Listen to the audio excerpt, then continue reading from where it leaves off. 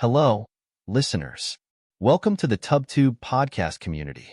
Today, we're delving into the extraordinary life of Raoul Gustav Wallenberg, a Swedish diplomat who emerged as a true hero during World War II. Through immense courage and ingenuity, Wallenberg saved tens of thousands of Hungarian Jews from the horrors of the Holocaust. Raoul Wallenberg, childhood and early life. Raoul Gustav Wallenberg was born into a prominent Swedish family on August 4, 1912, in Stockholm, Sweden. His family background was aristocratic, with ties to Sweden's banking and diplomatic circles, which shaped much of his early life.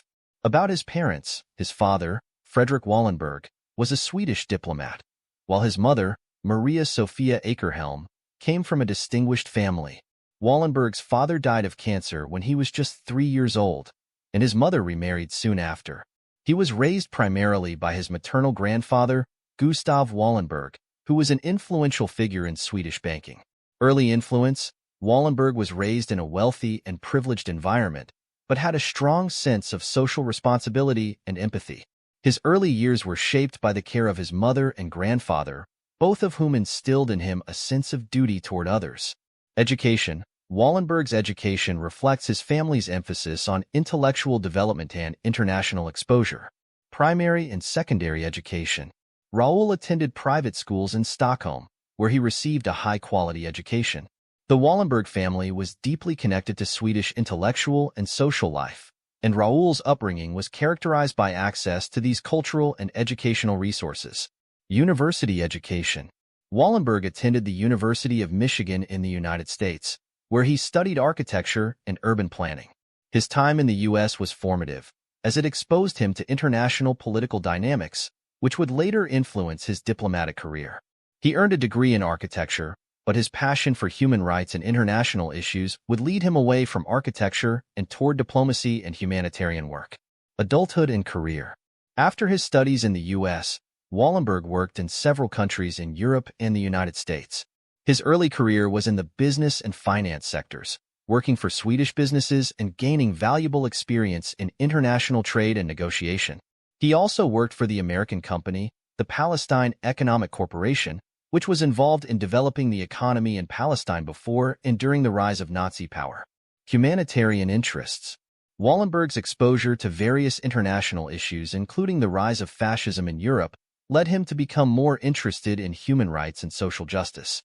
While he was not directly involved in political activism, Wallenberg had a strong moral compass and a desire to help people in distress. Arrival in Hungary and mission: involvement with Swedish diplomacy. As World War II intensified, and after the Nazi occupation of Hungary in March 1944, the Swedish government took an active interest in assisting Hungarian Jews who were facing the threat of mass deportations to Auschwitz. Wallenberg's mission was to serve as a first secretary at the Swedish legation in Budapest, Hungary. His assignment, formerly part of Swedish diplomatic efforts, was essentially to protect the lives of Jews in Hungary who were at grave risk of being sent to Nazi death camps. Appointment to Budapest, July 1944. Wallenberg arrived in Budapest in July 1944 with the purpose of offering humanitarian assistance to Hungarian Jews who were facing the horrors of the Nazi-led extermination of Jews from Hungary. At that time, the Hungarian government had been working closely with Nazi Germany and large-scale deportations had begun. Marriage and family life. Marriage: Raoul Wallenberg did not marry during his lifetime. Despite his deep commitment to humanitarian causes, Wallenberg's work during the war, particularly his focus on rescuing Jews from the Nazis, meant that he did not have time for personal relationships. He was focused entirely on his mission, and his actions to save tens of thousands of people left little room for a romantic or family life. Children: Wallenberg never had children. His life was dedicated to his humanitarian work, and his disappearance during the Soviet occupation of Hungary in 1945 prevented him from pursuing any family life. His family, particularly his mother and siblings, mourned his loss after his arrest by Soviet forces. Family and legacy: Wallenberg's family had a profound impact on his life. His maternal grandfather, Gustav Wallenberg, played an important role in raising him after his father's death, and his family supported him throughout his endeavors. After Wallenberg's disappearance, his mother and the Wallenberg continued to advocate for him, seeking to uncover the truth about his fate. How Raoul Wallenberg saved over 100,000 Jews during World War II. 1. Diplomatic immunity and influence. Issuing Swedish passports. Wallenberg issued Swedish protective ports, known as Schutzpass, to Hungarian Jews. These documents were recognized by the Nazis as proof of Swedish nationality and often spared the holders from deportation. Creating Swedish safe houses. Wallenberg negotiated to establish Swedish safe houses in Budapest. These were marked with Swedish flags, providing sanctuary to thousands of Jews. Intervening with Nazi officials, Wallenberg frequently confronted Nazi officers demanding the release of Jews. On one occasion, he personally stopped a train carrying Jews to Auschwitz. 2. Bribery and persuasion. Bribing Nazi officers. Wallenberg bribed officers with money, goods, and luxuries to save Jews from deportation. Negotiating with the German military, he used his persuasion skills to convince reluctant Nazi officers to spare lives, appealing to their moral values or offering incentives. 3. The use of false papers, forged documents. Wallenberg's team created fake documents, providing Jews with false identities to escape detection. Focus on children and families. Many forged papers were used to protect vulnerable groups like children and families. 4.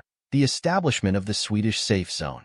Wallenberg created a network of safe zones marked by Swedish flags offering protection to entire communities. He worked to prevent forced relocations and facilitated escapes to neutral countries like Sweden. 5. Personal risk and courageous actions. Direct confrontation. Wallenberg often put himself in harm's way, physically blocking deportations and confronting Nazi officers. Facing the Gestapo, he visited Gestapo headquarters multiple times to negotiate for the release of Jews. 6. Collaboration with the Hungarian resistance and international organizations. Hungarian resistance. Wallenberg worked closely with resistance groups to provide shelter and organize escape routes. International Red Cross, he used their resources to offer food, shelter, and medical aid. Coordination with diplomats. Wallenberg partnered with diplomats from other neutral countries to expand the network of protection. Arrest and disappearance by Soviet forces. Soviet occupation of Budapest. In January 1945, as Soviet forces liberated Budapest, Wallenberg's mission was nearly complete. However, his actions drew the attention of the Soviets, who arrested him on January 17, 1945. Arrest by the Soviets, January 17, 1945. The reasons for Wallenberg's arrest remain unclear. He was taken into custody by Soviet authorities, who likely saw him as a Western agent. Despite extensive efforts to locate him, Wallenberg disappeared in Soviet custody. Last known contact. Wallenberg was last seen leaving his office to meet Soviet officials. After this, his fate remains unknown. Speculated fate.